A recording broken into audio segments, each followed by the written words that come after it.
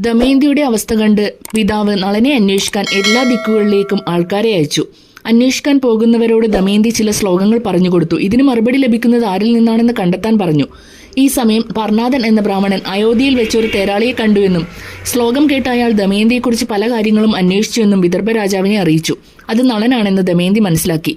അങ്ങനെ ദമയന്തിയുടെ രണ്ടാം സ്വയംവരം അടുത്ത ദിവസം നടക്കുന്നതായി ഋതുപർണനെ അറിയിക്കുന്നതിനായി സുദേവൻ എന്ന ബ്രാഹ്മണനെ അയച്ചു. ഇത് നളൻ അറിയുമെന്നും തീർച്ചയായും ഇവിടെ എത്തുമെന്നും ദമയന്തി ഓർത്തു. ഋതുപർണന്റെ തേരാളിയായി കൊട്ടാരത്തിലേക്ക് നളനും പുറപ്പെട്ടു. വഴിയിൽ വെച്ച് കലി അദ്ദേഹത്തിന്റെ ശരീരത്തിൽ നിന്ന് ഇറങ്ങിപ്പോകുകയുണ്ടായി. വിദർഭയിലെത്തിയ രാജാവിന്റെ തേരാളി നളനാണെന്ന് ദമയന്തി മനസ്സിലാക്കി. നളനെ കണ്ടെത്താൻ വേണ്ടിയാണ് രണ്ടാം സ്വയംവരം എന്ന് കള്ളൻ പറഞ്ഞത് എന്ന് അറിയിച്ചു. നളൻ നാഗരാജാവ് നൽകിയ വസ്ത്രം ധരിച്ച് യഥാർത്ഥ രൂപത്തിലായി.